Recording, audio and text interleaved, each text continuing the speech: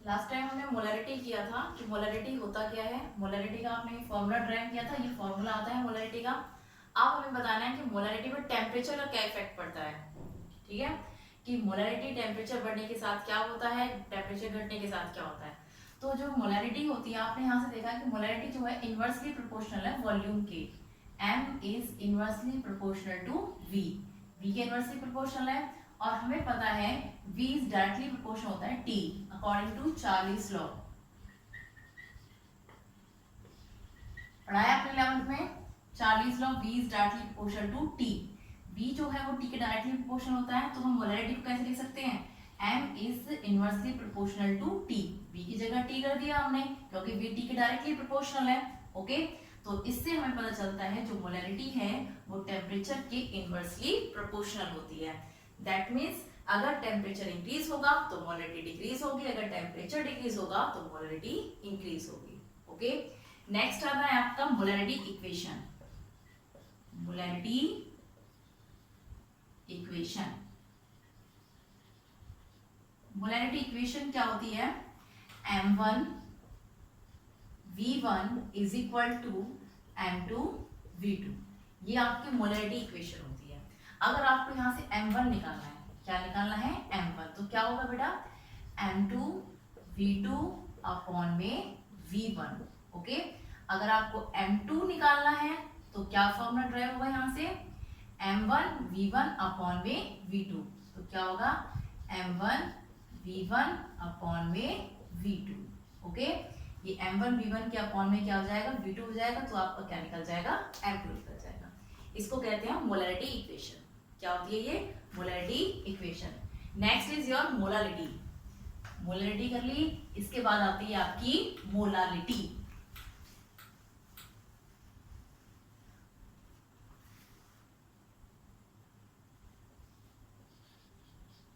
Third concentration term है molality.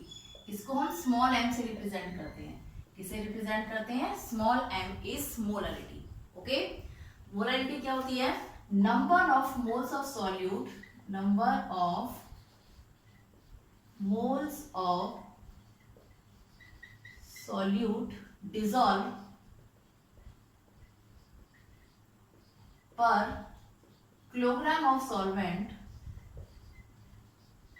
Kilogram of solvent.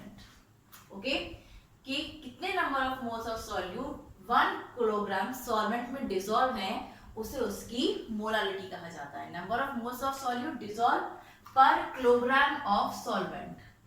Molarity में क्या था आपका, मोलारिटी में था पर litre of the solution.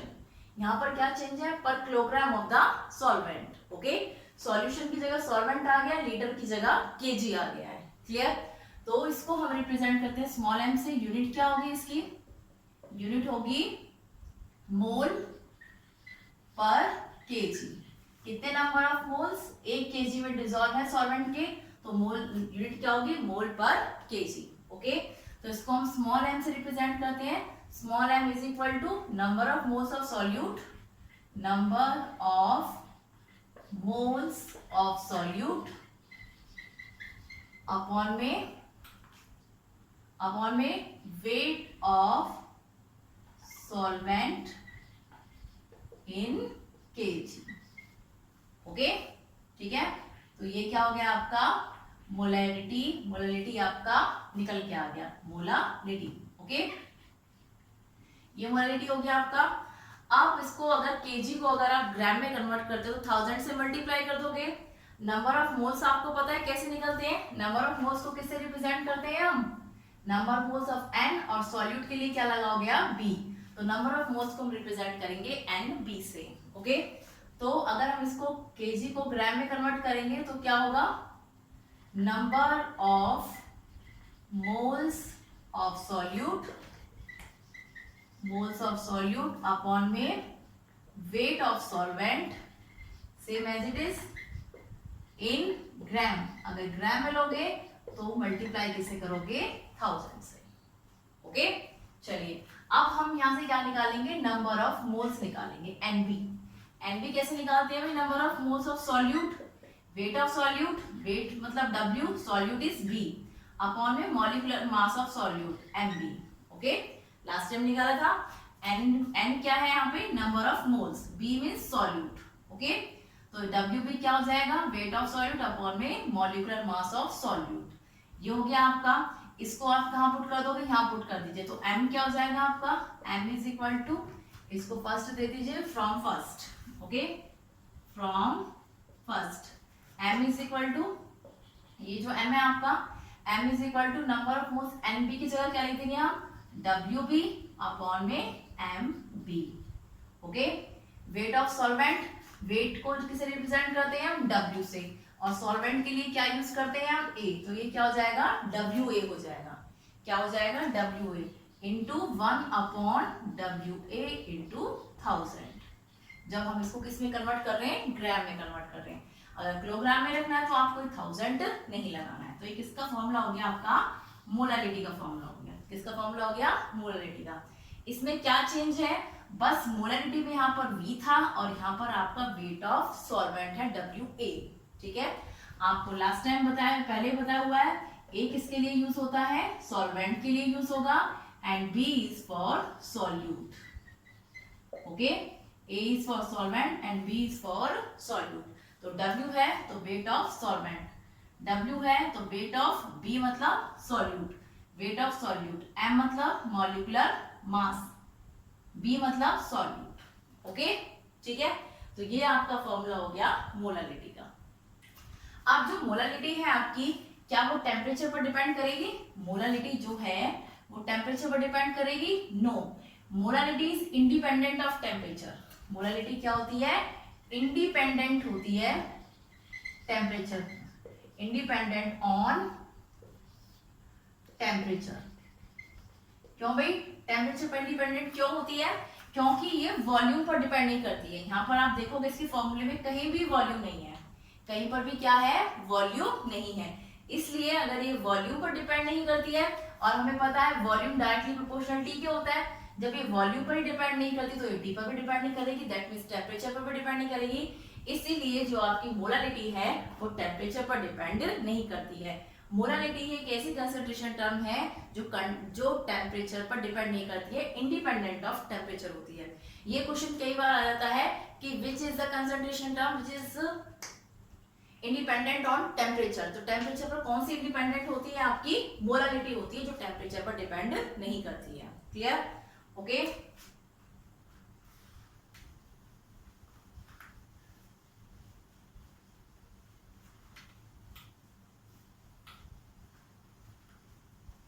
Molality के बाद अभी क्वेश्चन आता है आपका, नेक्स्ट क्वेश्चन अराइज होता है इसमें कि, क्वेश्चन देखिए, क्वेश्चन है which of the following, which of the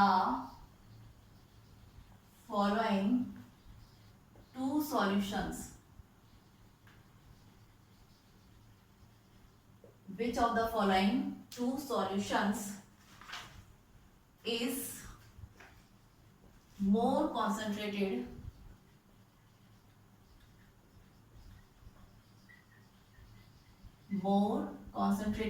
and why? 1 molar or 1 molar solution, okay. तो देखिए इसका आंसर क्या होगा। क्वेश्चन क्या है, पहले क्वेश्चन देखिए, दो सॉल्यूशंस है आपके पास, क्या है, दो सॉल्यूशन है आपके पास, ओके। एक ये सॉल्यूशन है और एक ये सॉल्यूशन है, दो सॉल्यूशन है आपके पास। कहा गया है इन दो सॉल्यूशंस में से कौन सा ज्यादा कंसंट्रेटेड है, एक इनमें से 1 मोलर है और एक इनमें से 1 मोलर है, ओके, ठीक है। तो यहाँ पर ये जो सॉल्यूट है, इनमें सॉल्यूट कितना है, 1 मोल है दोनों में, 1 मोल सॉल्यूट, 1 मोल सॉल्यूट, क्योंकि मोलर और मोलर दोनों में मोलरिटी और मोलालिटी दोनों में सॉल्यूट 1 मोल होता है, ठीक है। अब ये जो है, ये जो आपका ये सॉल्यूशन है, मैं कहती हूँ ये 1 मोलर है, ओके, और ये वाला 1 मोलर है, क्लियर? मोलर में क्या होता है और मोलर में क्या होता है, देखिए ना, मोलर में आपका जो ये है, इसका जो सॉल्यूशन है वो कितना होता है, 1 किलोग्राम, 1 किलोग्राम सॉल्वेंट। जो number of moles of solute है वो 1 किलोग्राम सॉल्वेंट में होते हैं।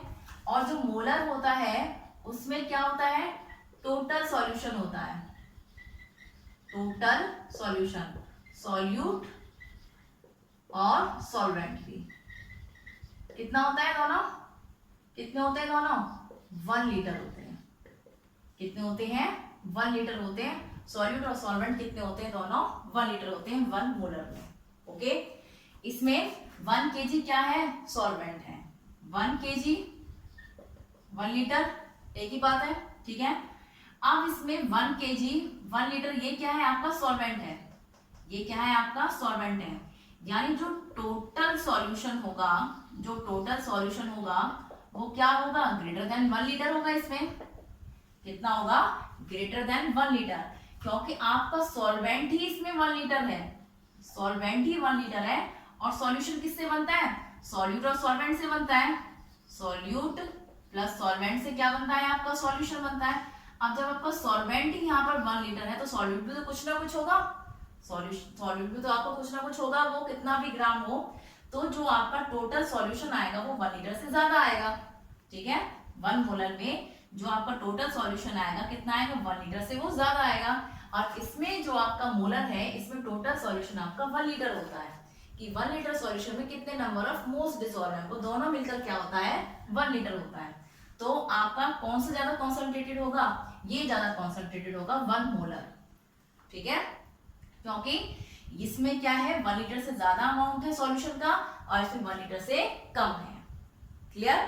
तो इसलिए 1 molar is more concentrated than 1 molar solution. Clear?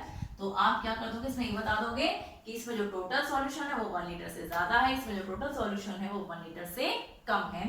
That's why 1 molar solution is more concentrated than 1 molar solution. Okay, चलिए इसके बाद करेंगे हम कि नॉर्मेलिटी क्या होती है। नॉर्मेलिटी क्या होती है, 11th में पढ़ चुके हो नॉर्मेलिटी। अच्छा, आपसे कोई कहे कि मोलैरिटी और मोलारिटी इन दोनों में से कौन सी कंसंट्रेशन टर्म ज्यादा अच्छी है। मोलैरिटी, एक आपकी मोलैरिटी होती है कैपिटल एम और एक होती है आपकी स्मॉल एम, मोलैरिटी। इन दोनों में से कौन सी कंसंट्रेशन टर्म ज्यादा अच्छी है, तो आपकी मोलैरिटी ज्यादा बेटर होती है। कौन सी ज्यादा अच्छी होती है, मोलारिटी। क्यों मोलैरिटी क्यों ज्यादा बेटर होती है, because it is independent on temperature, क्योंकि ये टेम्परेचर पर डिपेंड नहीं करती है। अब ये टेम्परेचर पर डिपेंड नहीं करती है, टेम्परेचर ज्यादा हो कम हो, तो ये इसलिए क्या होती है, मोलैरिटी जो क्या होती है, बेटर कंसंट्रेशन टर्म होती है देन मोलैरिटी। ओके, चलिए नेक्स्ट हम करते हैं नॉर्मेलिटी। क्या करेंगे, नॉर्मेलिटी। नॉर्मेलिटी क्या होती है, नॉर्मेलिटी, नॉर्मेलिटी क्या है, नॉर्मेलिटी होती है number of gram equivalent of solute dissolve per litre of solution. Okay, कि number of gram equivalent, number of moles की जगह क्या आ गया यहाँ पर, number of gram equivalent of solute dissolve per litre of the solution. Normality में आ गए हैं आपके number of gram equivalents. Okay, इसको हम रिप्रेजेंट करते हैं एन से। अब इस ये जो है इसको हम रिप्रेजेंट एन से करेंगे तो क्या इसका क्या फॉर्मूला बनेगा, number of gram equivalents, number of gram equivalents of solute, solute के ग्राम इक्विवेलेंट्स अपॉन में volume of solution, volume of solution in litres. Okay, millilitre में कन्वर्ट करोगे तो 1000 से मल्टीप्लाई करोगे। अब ये जो है नंबर ऑफ ग्राम इक्विवेलेंट्स ये क्या होते हैं, इनको हम कैसे निकालते हैं? तो आप देखिए number of gram equivalents of solute, कि सॉल्यूट के नंबर ऑफ ग्राम इक्विवेलेंट्स हम कैसे निकालेंगे? तो कैसे निकालोगे? इसके लिए क्या फॉर्मूला है? वेट ऑफ सॉल्यूट, सॉल्यूट का वेट अपॉन में equivalent weight of solute, solute का इक्विवेलेंट वेट, ठीक है? सॉल्यूट का वेट कितना है अपॉन में उसका इक्विवेलेंट वेट कितना है, इसे क्या निकल जाएंगे हम, हमारे ग्राम इक्विवेलेंट्स निकल जाएंगे। ओके, वेट को किसे रिप्रेजेंट करते हैं हम? W से। किसे रिप्रेजेंट करोगे आप? W से। सॉल्यूट के लिए क्या लगाओगे? B, तो ये हो जाएगा आपका WB। इक्विवेलेंट वेट को किसे रिप्रेजेंट करोगे? E से, और सॉल्यूट के लिए क्या लगाओगे आप? B, तो ये हो जाएगा आपका EB। ओके, तो ये जो आपका ये नंबर ऑफ ग्राम इक्विवेलेंट्स आए क्या है? WB अपॉन में EB। इसको यहाँ पुट कर दीजिए, तो N इज इक्वल टू क्या हो जाएगा आपका? नंबर ऑफ ग्राम इक्विवेलेंट की जगह क्या आ जाएगा? WB अपॉन में EB। Okay, upon number of volume of solution in litres की जगह मिलीलीटर में कन्वर्ट करोगे आप, volume of solution in millilitre, तो क्या करोगे? 1000 से मल्टीप्लाई। ओके, ये वॉल्यूम हो गया V, तो N इज इक्वल टू क्या हो गया आपका? WB upon EB into 1 upon V into 1000। Okay, तो ये हो गया है आपका किसका फॉर्मूला हो गया? नॉर्मेलिटी का। किसका फॉर्मूला हो गया? ये आपका नॉर्मेलिटी का फॉर्मूला हो गया WB EB into 1 upon V into 1000। Clear? तो ये नॉर्मेलिटी है। अब मुझे ये बताइए, जो नॉर्मेलिटी है, देखिए ये जो नॉर्मेलिटी क्या ये टेम्परेचर पर डिपेंड करेगी? नॉर्मेलिटी टेम्परेचर पर डिपेंड करेगी? यस, क्योंकि ये वॉल्यूम पर डिपेंड करती है। किस पर डिपेंड करती है? वॉल्यूम पर। और आप जानते हैं कि जो वॉल्यूम पर डिपेंड करता है वो क्या करेगा? टेम्परेचर पर डिपेंड करेगा। नॉर्मेलिटी जो है वो इनवर्सली प्रोपोर्शनल है V के। नॉर्मेलिटी किसके इनवर्सली प्रोपोर्शनल है? V के, और V डायरेक्टली प्रोपोर्शनल होता है T के, according to Charles's law. Okay, तो इसलिए N इज इनवर्सली प्रोपोर्शनल किसके हो जाएगा? T के हो जाएगा। तो V की जगह हम T पुट कर सकते हो, डायरेक्टली प्रोपोर्शनल है, तो इसलिए अगर टेम्परेचर बढ़ेगा तो नॉर्मेलिटी घटेगी, टेम्परेचर घटेगा तो नॉर्मेलिटी इंक्रीज होगी। ओके, ठीक है? तो नॉर्मेलिटी एंड टेम्परेचर भी क्या है? एक दूसरे के इनवर्सली प्रोपोर्शनल है। ओके, तो मोलैरिटी भी इनवर्सली प्रोपोर्शनल होती है टेम्परेचर के, नॉर्मेलिटी भी इनवर्सली प्रोपोर्शनल होती है टेम्परेचर के। बस एक मोलैरिटी है आपकी जो टेम्परेचर पर डिपेंड नहीं करती, क्योंकि वो वॉल्यूम पर डिपेंड नहीं करती है। क्लियर? चलिए नेक्स्ट हम देखेंगे कि इक्विवेलेंट वेट कैसे निकालते हैं। अभी हमने यहाँ पर देखा नॉर्मेलिटी में इक्विवेलेंट वेट निकाला हमने।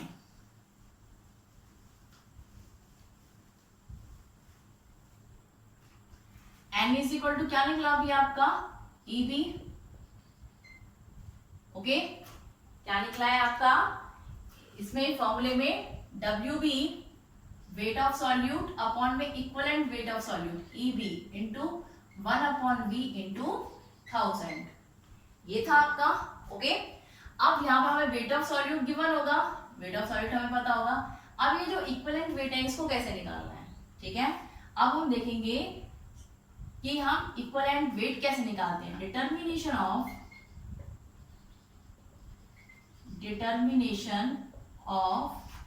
Equivalent weight. चलिए अब हम इक्विवेलेंट वेट को देखते हैं कि इक्विवेलेंट वेट हम कैसे कैलकुलेट करते हैं। क्लियर? इक्विवेलेंट वेट सबसे पहले लेंगे हम फॉर एसिड्स के लिए। किसके लिए लोगे आप? For acids. ओके, एसिड्स के लिए इक्विवेलेंट वेट कैसे निकालते हैं हम? एसिड्स के लिए क्या फॉर्मूला होगा? मॉलिक्यूलर मास अपॉन में एसिड्स हैं तो इनकी क्या होगी? बेसिसिटी। एसिड्स की बेसिसिटी होती है, बेस की एसिडिटी होती है। ओके, इसकी एसिडिटी बेसिसिटी। फॉर एग्जांपल के लिए कोई भी एसिड ले लीजिए, for example H2SO4 sulphuric acid. For example के लिए हमने क्या ले लिया? Sulphuric acid. सल्फ्यूरिक एसिड ये है। सबसे पहले इसका मॉलिक्यूलर मास निकालते हैं। मॉलिक्यूलर मास चाहिए हमें, तो मॉलिक्यूलर मास निकालने कितना होगा? इसका molecular mass 2 hydrogen 2 into 1 plus sulphur कितना है 1 इंटू सल्फर का मॉलिक्यूलर मास कितना होता है 32 प्लस 4 ऑक्सीजन है 4 इंटू 16 कितना हो जाएगा ये 2 प्लस 32 प्लस 64 तो ये कितना हो जाएगा टोटल कितना हो जाएगा ये 98 हो जाएगा कितना हो जाएगा 98 ओके ये हो गया सल्फ्यूरिक एसिड का मॉलिक्यूलर मास 98 चलिए अब इसका हम इक्विवेलेंट वेट निकालते हैं इक्विवेलेंट वेट शॉर्ट में इक्विवेलेंट वेट को ऐसे लिख देते हैं इक्विवेलेंट वेट निकालने के लिए हम क्या करेंगे मॉलिक्यूलर मास 98 अपॉन इसकी basicity basicity means hydrogen H positive कितना है आपका कितने हाइड्रोजन है 2 ओके तो हम क्या करेंगे इसको 2 से डिवाइड कर देंगे तो कितना हो जाएगा ये 49 तो इसकी जो इक्विवेलेंट वेट है सल्फ्यूरिक एसिड का इक्विवेलेंट वेट कितना आ गया आपका 49 आ गया कितना आ गया 49 इसका इक्विवेलेंट वेट आ गया क्लियर ये किसके लिए किया है हमने एसिड के लिए किया है अगर हम बेस के लिए करते हैं तो यहाँ पर क्या आएगा एसिडिटी आ जाएगा चलिए बेस का भी एग्जांपल देखते हैं बेस में क्या होगा फॉर बेस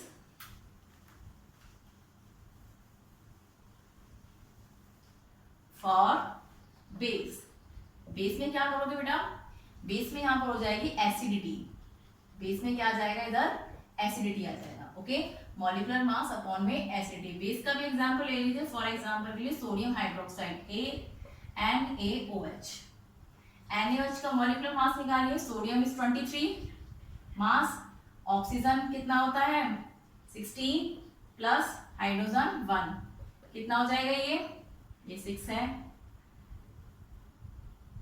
हाँ जी तो ये कितना हो जाएगा 690 और ये 40 कितना हो गया ये 40 अब निकालेंगे हम इसका इक्विवेलेंट वेट क्या निकालोगे इसका इक्विवेलेंट वेट निकालने के लिए मॉलिक्यूलर मास यानी 40 NaOH का अपॉन इसकी एसिडिटी ओके एसिडिटी मींस कितने OH हैं एसिडिटी मतलब आपके बेस में कितने OH हैं तो OH कितना है यहाँ पर 1 तो ये कितना आ गया आपका 40 तो ये क्या हो गया इक्विवेलेंट वेट ऑफ किसका हो गया ये बेस यानी NaOH का हो गया तो किसी भी अगर आप बेस का निकालते हैं तो मॉलिक्यूलर मास अपॉन में बेस की एसिडिटी होती है एसिड का निकालते हैं तो मॉलिक्यूलर मास अपॉन में बेसिसिटी होती है clear next is your for salt अगर हम क्या करें किसी सॉल्ट का निकालें सॉल्ट में क्या करोगे मॉलिक्यूलर मास अपॉन में charge on cation is positive charge okay cation क्या होता है पॉजिटिव चार्ज होता है कैटायन होता है तो सॉल्ट्स क्या होते हैं जिनमें पॉजिटिव नेगेटिव दोनों चार्जेस होते हैं वही सॉल्ट्स होते हैं फॉर एग्जांपल के लिए best salt is NaCl best example है NaCl अब हमें इसका इक्विवेलेंट वेट निकालना है NaCl का तो NaCl से पहले मॉलिक्यूलर मास निकालेंगे मॉलिक्यूलर मास कितना आएगा 23 Na प्लस Cl इज 35.5 तो ये कितना हो जाएगा ये हो जाएगा आपका 58.5 ओके चलिए निकालिए इसका इक्विवेलेंट वेट निकालिए इसका तो इसका इक्विवेलेंट वेट कितना आएगा मॉलिक्यूलर मास ये है 58.5 अपॉन चार्ज ऑन कैटायन क्या है आपका sodium positive and chlorine negative यही होता है तो सोडियम पॉजिटिव कितना पॉजिटिव चार्ज है आपका 1 पॉजिटिव चार्ज है सोडियम के ऊपर कितना चार्ज है 1 पॉजिटिव चार्ज है यानी 1 हो जाएगा ये तो ये हो जाएगा 58.5 कितना हो गया ये 58.5 हो गया ठीक है तो ये किसका है सॉल्ट का है कि सॉल्ट का इक्विवेलेंट वेट हम कैसे निकालते हैं आगे समझ में ठीक है चलिए नेक्स्ट इज योर कि जो नॉर्मेलिटी है वो हो गया इसका इक्विवेलेंट वेट कैसे डिटरमाइन करते हैं नेक्स्ट रिलेशनशिप क्या है next is your relationship normality और मोलैरिटी में क्या रिलेशनशिप है अब ये देखते हैं रिलेशनशिप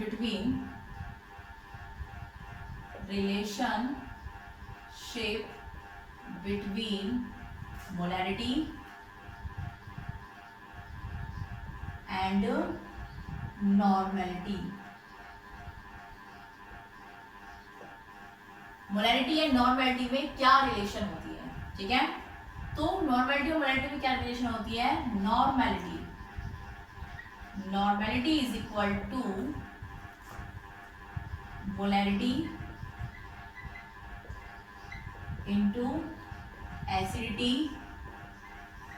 और बेसिसिटी, ठीक है। ये रिलेशन होता है इनके बीच में कि normality is equal to molarity into acidity और बेसिसिटी। फॉर एग्जांपल के लिए देख लिए, देखिए क्या है, 1.5 m मोलैरिटी H2SO4 है। कैलकुलेट नॉर्मैलिटी, क्या करना है, इसकी नॉर्मैलिटी निकालनी है, ठीक है। ये सल्फ्यूरिक एसिड है आपका, इसकी हमें नॉर्मैलिटी निकालनी है। इसकी मोलैरिटी जो है, तो नॉर्मैलिटी क्या होगी बेटा, N is equal to molarity, molarity कितनी है आपकी 1.5, ये लिख दिया हमने 1.5, ओके। एसिडिटी और बेसिसिटी, ये क्या है आपका, एसिड है, सल्फ्यूरिक एसिड एसिड होता है, तो एसिड की क्या होती है, बेसिसिटी होती है। तो वो कितनी है, 2 हाइड्रोजन H2, तो ये है 2, तो ये कितना हो जाएगा आपका, कितना हो जाएगा ये 3, कितना हो जाएगा 3। तो इसकी नॉर्मैलिटी कितनी हो गई, इसकी नॉर्मैलिटी हो गई 3। तो आपको किसी की मोलैरिटी पता है और आपसे कहे किसकी मोलैरिटी पता है, नॉर्मैलिटी निकालिए, तो डायरेक्टली आप क्या करोगे, मोलैरिटी को उसकी एसिडिटी या फिर बेसिसिटी से मल्टीप्लाई करके आपकी नॉर्मैलिटी निकल आएगी, ओके।